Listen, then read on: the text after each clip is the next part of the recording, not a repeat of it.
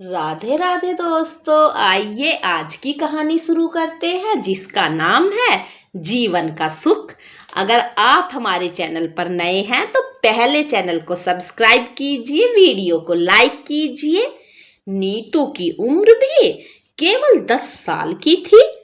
कानपुर के एक छोटे से मोहल्ले में वह एक पुरानी हवेली जैसे मकान में अपनी माँ दुलारी के साथ रहती थी।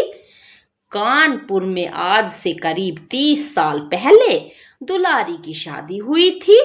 गांव की होने के कारण शहर के तौर तरीके उसे समझ नहीं आते थे। दुलारी के पति भगत राम बाजार में एक दुकान में नौकरी करते थे। आज से करीब 5 साल पहले उनके सिर में तेज दर्द उठा।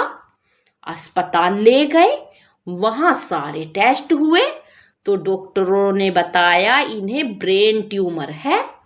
दुलारी की तो जैसे जिंदगी ही बदल गई। घर में रहने वाली देहाती लड़की जिसे बाहर का कुछ भी नहीं पता था, उसके सिर पर गृहस्थी का पूरा बोझ आ गया। साथ ही पति के इलाज के लिए पैसों का इंतजाम भी करना था। दुलारी ने किसी तरह हिम्मत करके घर से बाहर जाकर काम ढूंढा। 1-2 घरों में उसे साफ सफाई और खाना बनाने का काम मिल गया। दुलारी सुबह जल्दी से खाना बनाकर और नीतू को भगत जी के पास छोड़कर काम पर निकल जाती थी। घरों में काम करके दोपहर को वो घर आ जाती थी और पति और बच्ची को खाना खिलाकर जल्दी जल्दी 2 निवाले खाकर वापस शाम को काम के लिए निकल जाती थी। इसी बीच भगत जी की तबीयत बिगड़ती चली जा रही थी। एक दिन जब दुलारी अस्पताल में भगत जी के पास बैठी तो उन्होंने कहा, दुलारी मुझे लगता है मेरे जाने का समय आ गया है। तू नीतू का ध्यान रखना और जिस हवेली में हम रहते हैं वो मेरे पिताजी के नाम थी, कभी भी उसे मत छोड़ना। बहुत मजबूरी हो तो कभी मकान बेचने के बारे में सोचना। नीतू को उन्होंने बहुत प्यार किया। दुलारी बिना कुछ बोले बस रोए जा रही थी। अगले दिन सुबह भगत जी चल बसे। दुलारी को कुछ समझ नहीं आ रहा था। आस पड़ोस के कुछ लोगों ने उनका अंतिम संस्कार कराया। किसी तरह 13वीं की गई। 13वीं के 2 दिन बाद ही भगत जी के रिश्तेदार मकान पर हिस्सा का दावा करने आ गए। लेकिन इन 13 दिनों में और भगत जी की आखिरी शब्दों ने दुलारी को मजबूत कर दिया था।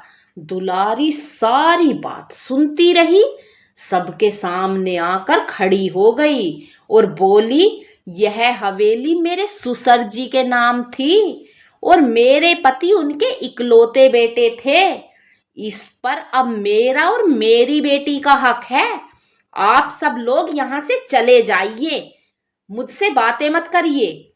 दुलारी की बात सुनकर जो रिश्तेदार उसे सीधा समझकर हवेली लेना चाहते थे, चुपचाप वापस लौट गए वहां से।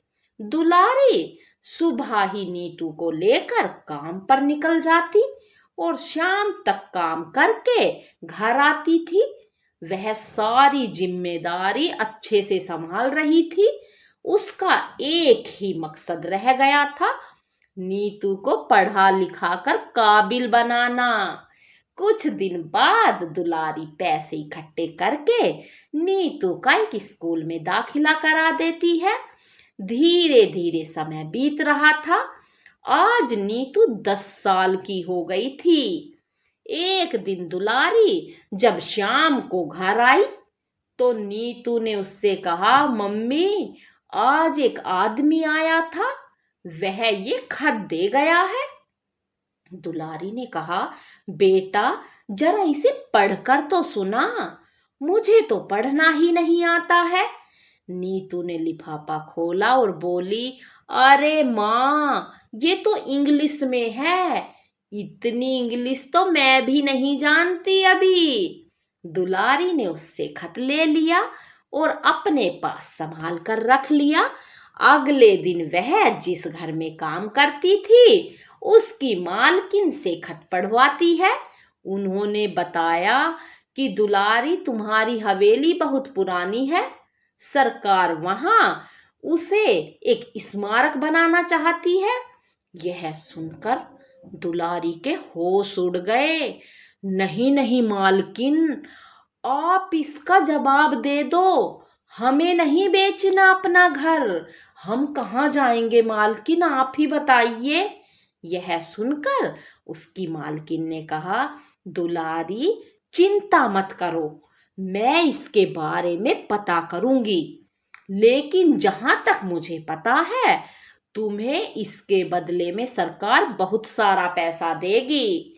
मालकिन, हम पैसा लेकर क्या करेंगे, हमारा गुजारा तो हो ही जाता है। अच्छा, एक दो दिन रुक, मैं इसका पता निकालती हूं, तब तुझे बताती हूं। दुलारी काम खत्म करके घर आ गई। उसे बहुत चिंता हो रही थी, न जाने सरकार कब उसका घर छीन ले।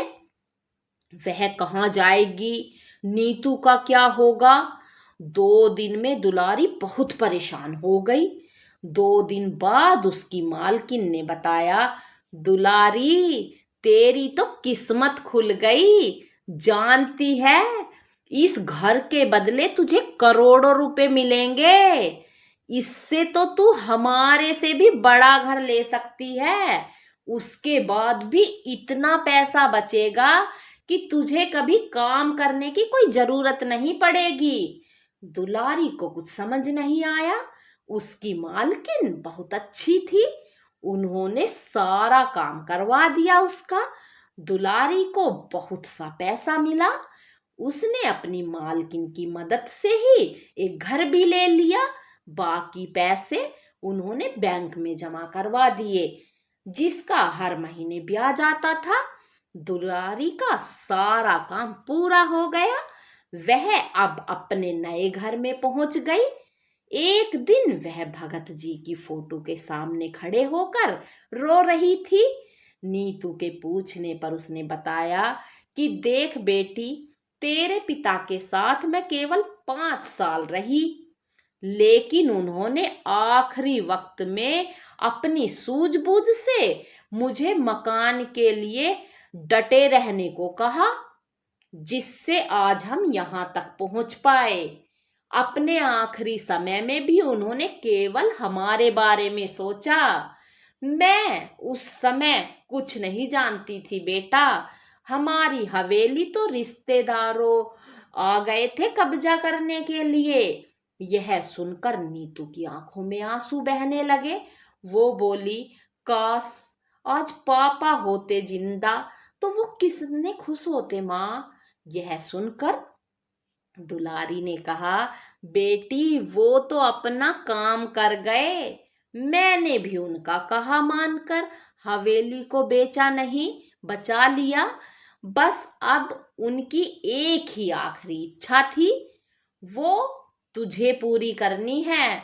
वे चाहते थे कि उनकी बेटी बहुत लायक बन जाए। माँ तुम चिंता मत करो, एक दिन जरूर पापा का नाम रोशन करूंगी मैं, आप याद रखना।